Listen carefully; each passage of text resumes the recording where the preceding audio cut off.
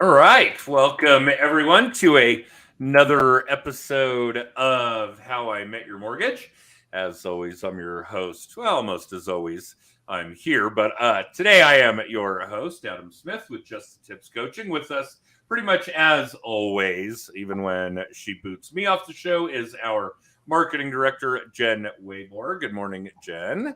Good morning, Adam. And yes, it is morning where we are while we're doing this. And we have a really cool repeat guest for you guys today. And it's not all that often that we feel that we've got such an amazing show that we would ask our guest to return. But here is one of those unique instances.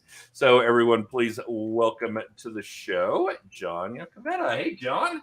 Hi, Adam. Hi, Jen. Thanks for having me back. Yeah, it's been a while. We were probably a year plus, 14 months, 16 months the last time we had you on the show. So forgive me because, I can't even remember what I had for breakfast. Yeah. So, I'd have to go back and actually watch the show to figure out what we talked about. I bet we were heavy on the pandemic. Yeah, I think so. I think we were heavy on the pandemic and just kind of life in general and how weird it was a year ago. And funny the way the world works. It's not any more normal right now. It's just different. No, it is not any more normal right now. It's true. I would say we've probably taken it to a new level of cartoon. I would agree. That time frame. Yeah, it's definitely a pretty strange place to live. And one of the things that I'm constantly thinking about, which is really bizarre, is my folks. And here's a generation of people that actually caused a lot of the problems we're all dealing with just because it was such an enormous amount of the population, right? I mean, that's really part of the problem is that we just can't sustain 8 billion people on the planet all trying to get everything they can. It's not a model that works.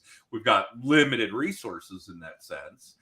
And I'm actually a little jealous. I get that, you boomers are, worried about your kids, your grandkids, etc. But that you kind of get to sit on the sidelines and watch it burn now makes me a little jealous. I'm not gonna lie. Yeah, I couldn't agree more. As you're talking about that, I was thinking about my folks and a lot of the conversations that we've had lately. It's like now I'm pushing 40, and they're my parents had me pretty young. They're in their 60s, but they're starting to have some of the conversations and show some of the signs that you remember from listening to them bitch when they were little about their parents and yeah, it's all there. I think they're watching, so I got to be a little careful. But well, let's hope so. Yeah, let's hope as many people are watching as possible, and without pulling any punches. The podcast has actually had some ridiculous increase in listenership, like 900% week over week this year. So credit where credit's due to Jen Waybor for making that happen, and to some of our guests, because I know people aren't tuning in to listen to me. So Jen's brilliant. She is. She is certainly that. We are lucky to have such a resource among us. Well, thank you. The rest of us just watch your social media to try to win Avs tickets. Well, and we can certainly cover that. Before we went live, we were talking about what an amazing, just for those of you that are not in the know, John's in our market. We're all here in the Denver metro area, the Front Range of Colorado. And we were trying to decide if there's ever been a better year to be a hockey fan in this market. We obviously recently crowned the University of Denver as NCAA Division I hockey champions, the 9th time they've done that, the most times anybody has done that, including 9-time winner Michigan. But we may be on track to have a Stanley Cup in town as well. So to have the NCAA and NHL champions in town the same year would certainly be unique. Maybe we have some live viewer or listenership that'll answer that question for us if it's ever been done before. And I guess it may have been done in other cities. Someone was telling me it happened once in Boston. Boston University and the Boston Bruins had been NCAA and NHL champions in one year. But we're not really here to talk about hockey. It's not a hockey podcast, although we probably could. But let's take all this stuff and kind of meld it together, and let's kind of loop in the fact that, Jon, you've been obviously spending a lot more time in a mentorship role over the last year and a half than when we had you on the show previously. Yeah. So it's been an interesting year plus for you. What does that look like? Tell us about, the fresh young minds that you're shaping. Sure. Maybe they're not that fresh or young, but you smell what I'm cooking. I'd said it takes all kinds. We've got a lot of people, and I think it's been a while since I haven't been in the real estate industry. But I would imagine right now, with looking at the headlines and hearing how busy the market is, and seeing average prices go up, and detached single families right around 800,000, and people, the general public, oh God, it's a great way to make a living. Maybe it's easy money, and then you kind of jump in. So we've had all kinds join our brokerage and go through our mentorship program, and I would say for the most part, they work out, they figure out their style, they find their voice, they find some level of confidence, they figure out how they're going to be bringing in business. They learn the tools of the trade, not so much the tricks. The tricks come as they come, but really getting good with the contracts and understanding how to use all of the software and the tech, and get out and understand what makes a good house versus what doesn't. And building investor relationships, or however people want to build a business. We've had all kinds of people, but it's been pretty successful. Last year in the mentorship program, we did $30 million worth of business in 57 deals, I think. So that's pretty successful for new agents. That is pretty successful for new agents. How many people are we talking about? We had as many. Right now, we've only got about 10 in our program, but we've been up to 22 between me and two other mentors in our mentorship program. And I think we've graduated of the people that have been through. I think we've graduated total like 15 people through it. Okay. And that's 5 deals, completing their first 5 deals in our program, and then Right. and then we send them off on their own. But yeah, I think I want to say it's 15 or 16 total have graduated. We graduated 8 last year, and we've graduated 7 so far in 2022. What do you think? I mean, don't get me wrong. I think in today's market, limited inventory, interest rates. Again, let's go, back to the cartoon. Everything's, a cartoon. Yeah. Those are pretty decent numbers. I don't think anybody in our industries would deny that. 10 people doing near 60 deals at 30 mil is, impressive. Yeah. Particularly for newer people. Yeah. I think that those numbers speak for themselves. What do you think it is that they are learning or implementing or adopting that is bringing them that kind of success? What kinds of, highlights are these people really, running on all cylinders with? It's just really making sure that they understand that this is a relationship-based business, right? New people are going to come in, and 9 out of 10 brand new agents, their first deal is going to be a buyer, and maybe 50% of those are going to be first-time home buyers. And in this market, that's a really hard position to be in. So we do a lot of coaching and role play around. If you're a buyer's agent, you're working with a buyer, and you're one of your first deals, what does the conversation look like and sound like with a listing agent? Right. If you're really trying to make an impression and stand out, how much should you be contacting them? What does building that relationship look like? A lot of the sales techniques come in there. If you can make a listing agent laugh, an agent laugh on the other side, and remember you can stand out, they're going to look for your offer. They're going to be able to communicate with you, pick up the phone, talk to you, and really try to put your heads together to get a deal done. Yeah, I agree. That's a big piece of it. Yeah. So it's a relationship business. I don't think any of us could deny that. Yeah. So communication is king. Yeah. I don't think any of us could deny that. Yeah. So yeah, I mean, so it seems to me that we're probably instilling some general undeniable philosophies. Mm-hmm. Those are 2 of the biggest ones by far. Right. How about something from a more tactical and tractional perspective? What are these people doing as relatively new agents to secure that kind of success? Got to get them over a couple of humps that make them uncomfortable when they get in, right? Everybody's a little bit skeptical about social media and putting their face and their voice and their opinion out. So it's getting over that hump and really driving home. And you're great at this. you and Jan are phenomenal at this, is consistency. Pick what you're going to do to get yourself in front of your sphere. Pick what you're going to do to grow your sphere and do it consistently. Do whatever you can to, like, if it's going to be, 2 Facebook posts a week showing the houses that you've shown and a newsletter out to your sphere, that's great. Commit to it, give it the time, give it 6 months, give it 8 months, give it the time it needs to really percolate and become the foundation of your business. People will come to expect it. They will look at it. Don't worry so much about engagement, clicks, and likes. Do whatever you can to stay top of mind and do it consistently. Yeah, constancy and consistency are a big one. Yeah. There's no question about that. And we're calendar junkies. Yeah. We have everything, time blocked down to, 5-minute increments in some cases. And we know what we're doing and when we're doing it and that it's going to get done. Absolutely. So that's certainly a big, big part of it. Mm-hmm. You did touch on something that we do find very, very common, not just with new real estate agents, but certainly loan originators and other salespeople that are dealing direct to the consumer on large ticket items like homes, mortgages, cars, insurance, financial planning, on and on, that there is a speed bump. There is a hang up on how I look, how I sound. Video's obviously a big one with this. Yep. And I still think we get the best traction out of explaining to people, look, that's how you look and sound. Yep. Okay. None of us like it. Yeah.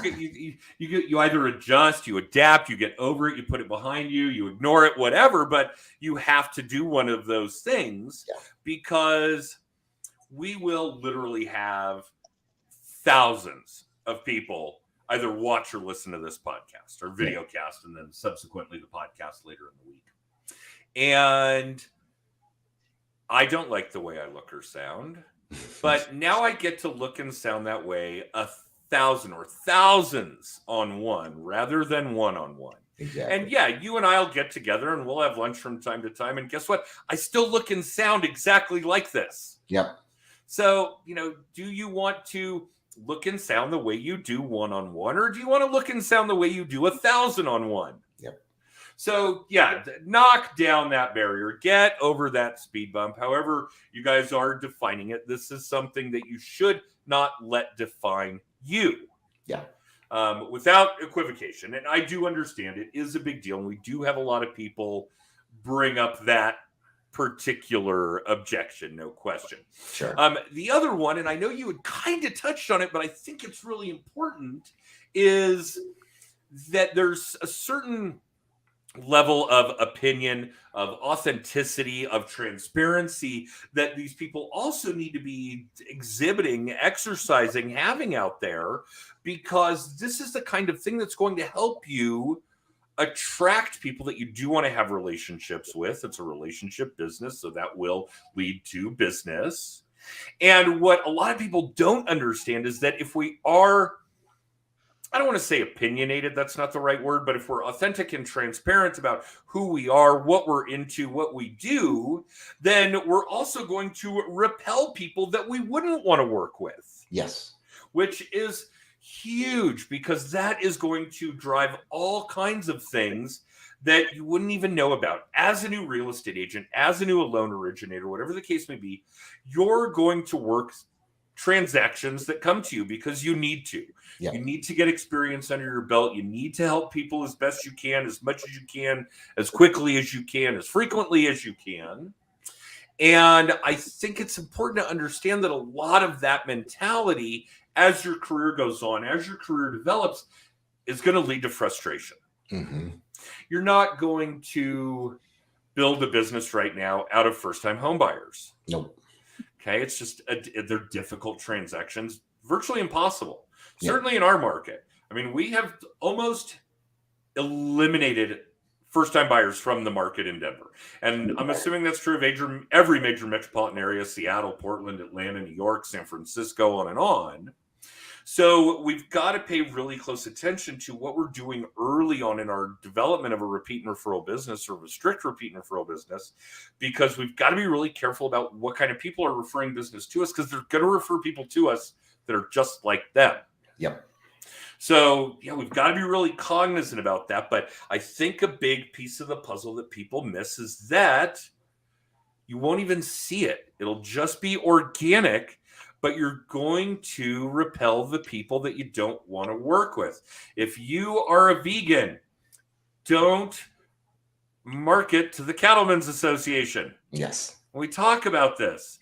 Find your tribes. Go to vegan restaurants. Go to the vegan grocery stores. Talk about who you are and what you do outside of your veganism, and you're going to attract those people. If you're transparent about your veganism online, the people that are with the Cattlemen's Association aren't going to be attracted to you. They're not going to magnetically come into your sphere, and you're not going to have to worry about dealing with them when it comes to refinancing a home, buying a home, selling them insurance, whatever the case may be.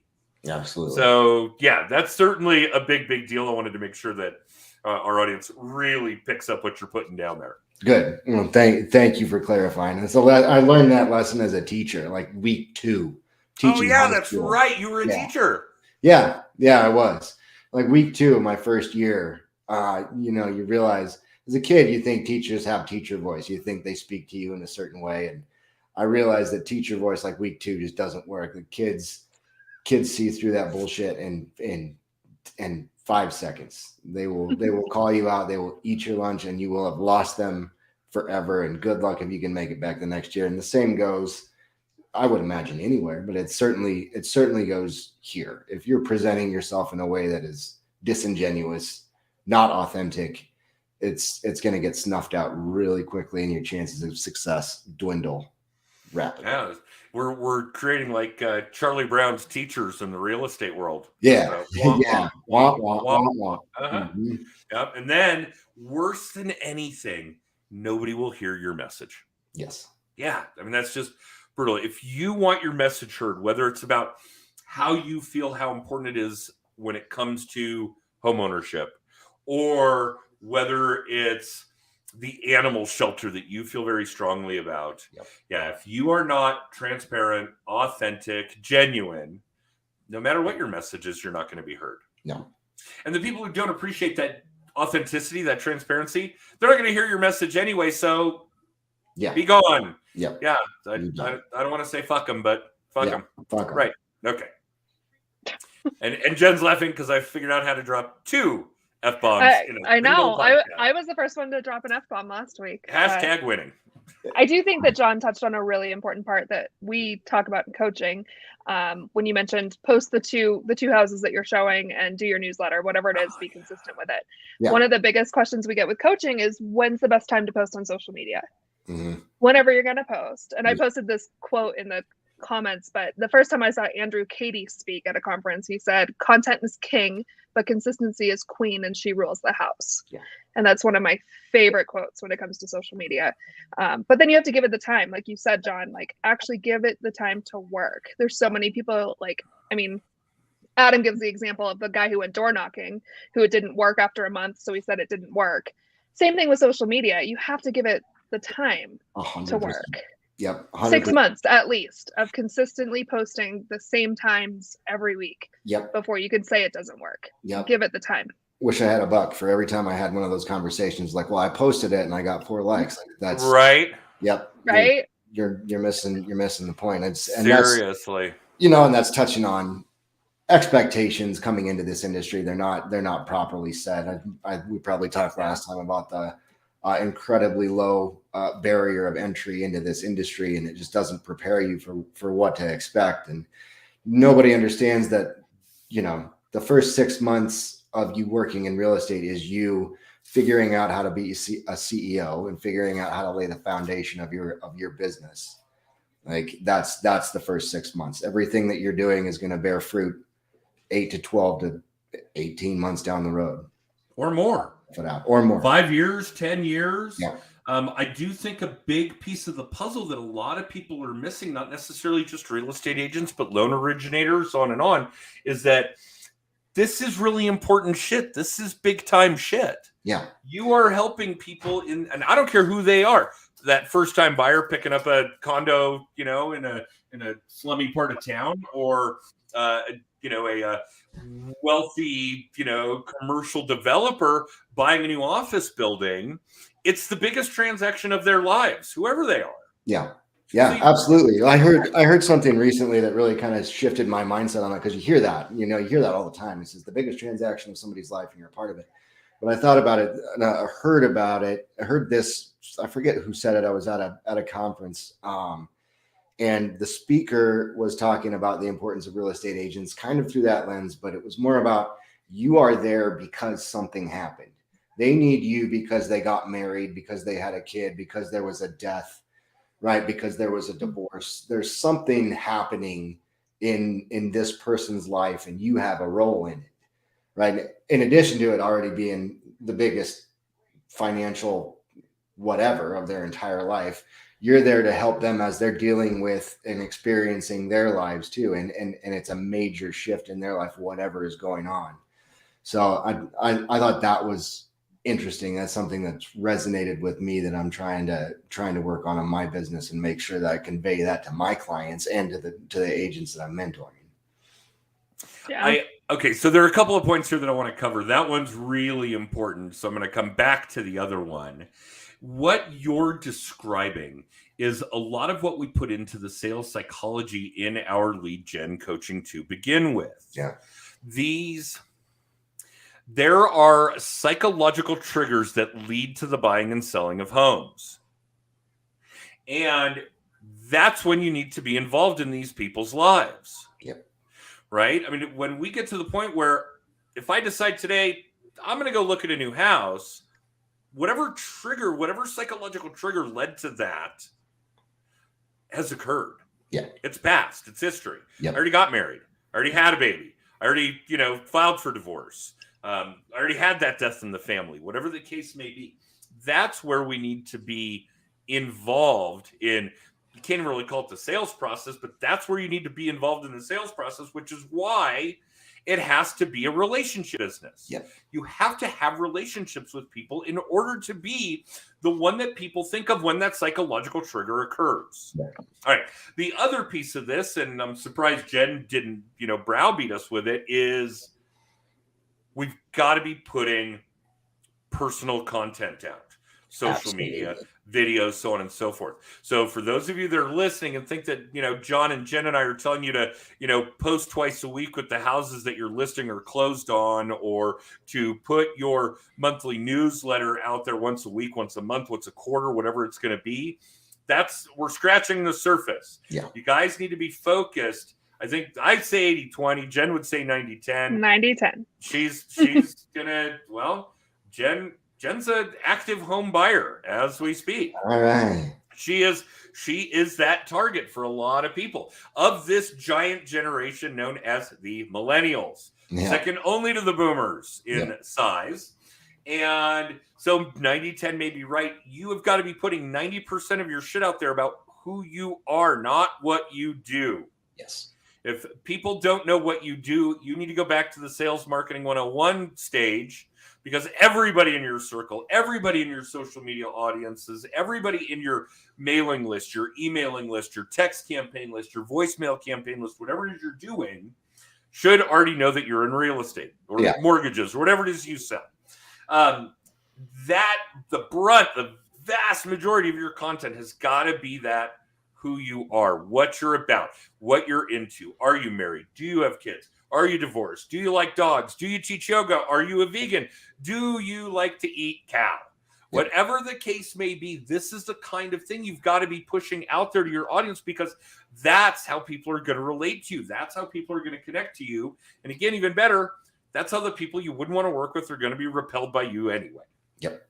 Yeah, so absolutely. I don't know how we got away from Jen browbeating us over. Well, she's right. I mean, my newsletter is a quick 2 to 3 minute video of me spewing some stats and an anecdote from my business, and then the rest of the sections are the coolest shit I did in March, the best restaurant I ate at, the book I read, the music I listened to, and those are the things that people always engage with. Wait. Why are you denying our audience? What was the coolest shit you did in March? Well, I didn't do much best restaurant. I went to play golf in Oregon at Bandon Dunes in February, and that was pretty cool. March was kind of fucking boring, but February was awesome. Okay, top restaurant.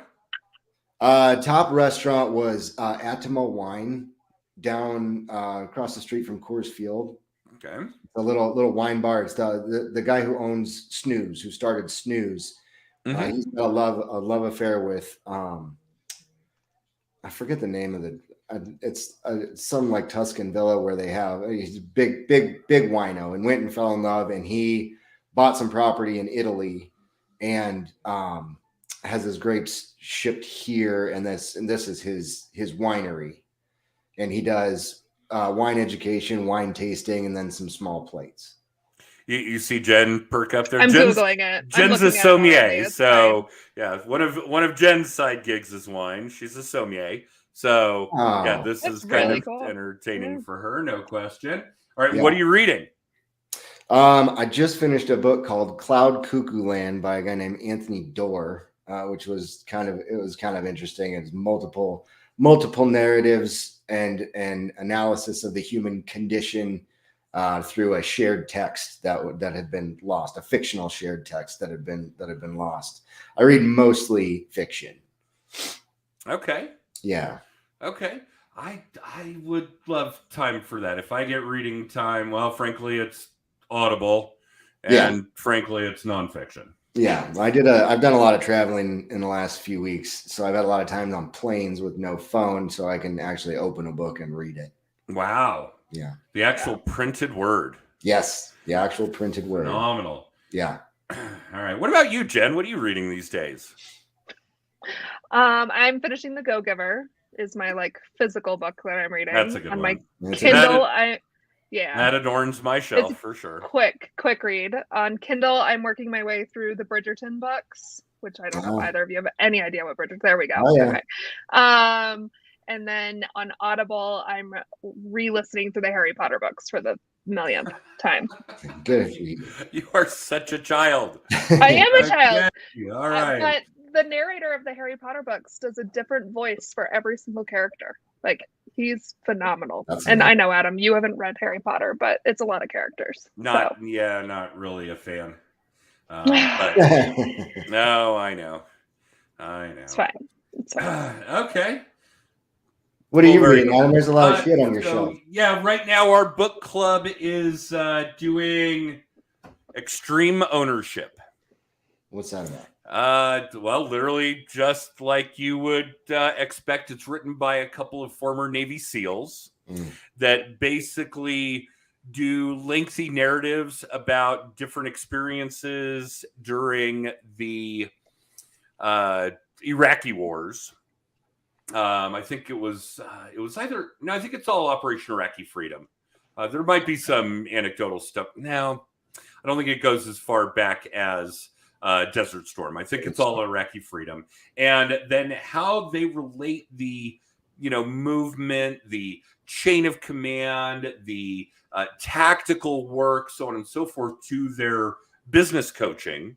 And they do coach some really big corporations, executives, tons of organizations with big middle management levels, that kind of thing.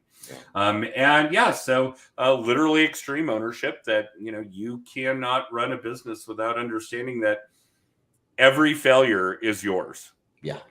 Right. If Jen screws up a project, then it's because I didn't explain how I needed it done. 100%. If we're not handling client transactions properly, it's because I haven't explained what those steps need to be. Yeah.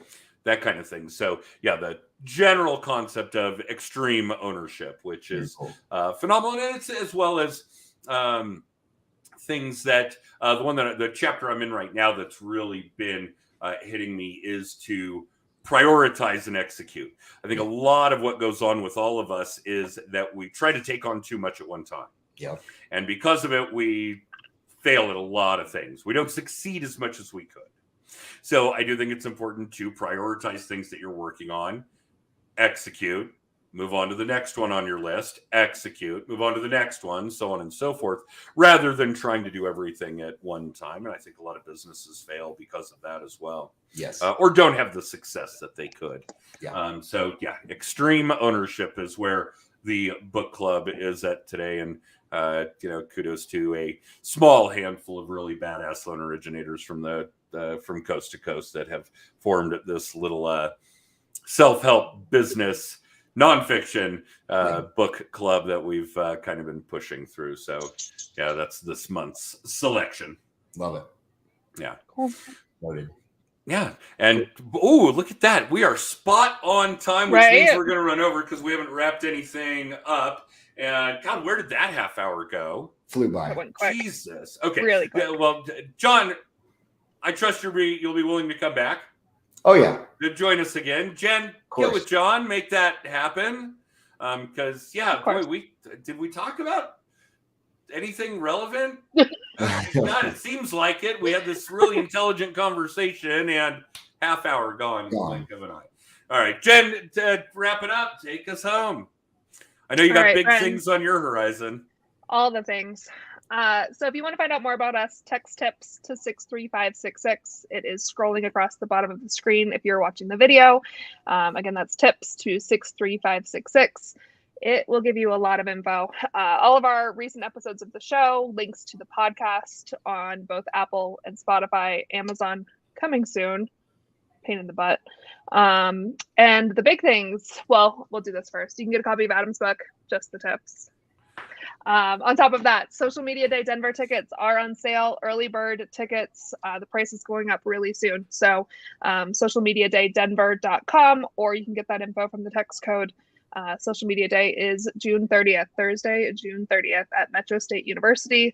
We have some badass speakers lined up. I'm really excited. So that is there. And then before long, Mile High Mastermind tickets will be up for sale too. So that is kind of a lead generation, basically focused conference. We have a few speakers talk about mindset as well.